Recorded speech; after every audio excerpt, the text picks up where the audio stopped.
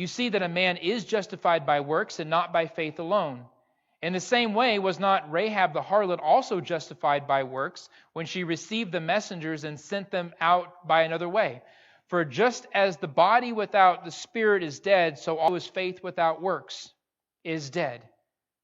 That's the idea that faith manifests itself in acts of obedience. Faith manifests itself in works. Whatever God promises, God supplies a way.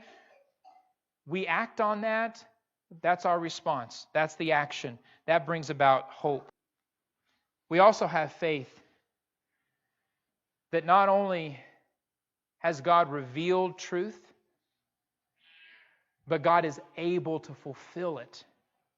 And we have many, many, many Old Testament scriptures to help us see that God will keep His promise.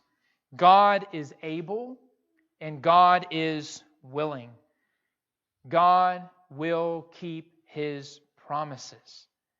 And that's why we need to, what we usually say, keep the faith. Keep trusting in God. Keep believing in what He says. Keep believing in His promises, because we know they will come true. We know God will do what He says He's going to do. We know that it will happen. And whether we are talking about in Ephesians chapter 4, whether we are talking about the faith, the thing to be believed, or whether we're talking about faith, the act of believing, Paul's words are true. And what are Paul's words? There is one faith. There's one faith. There are not multiple doctrines to be believed. There are not multiple gospels to be believed. There is one. There is not multiple responses that God calls us to Himself.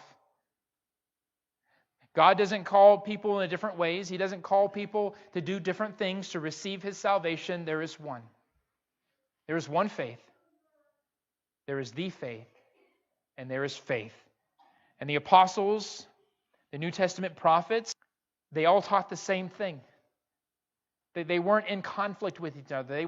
They weren't people who were teaching different words. They all were teaching the same thing because the words that they taught came from the same source. And that source is God.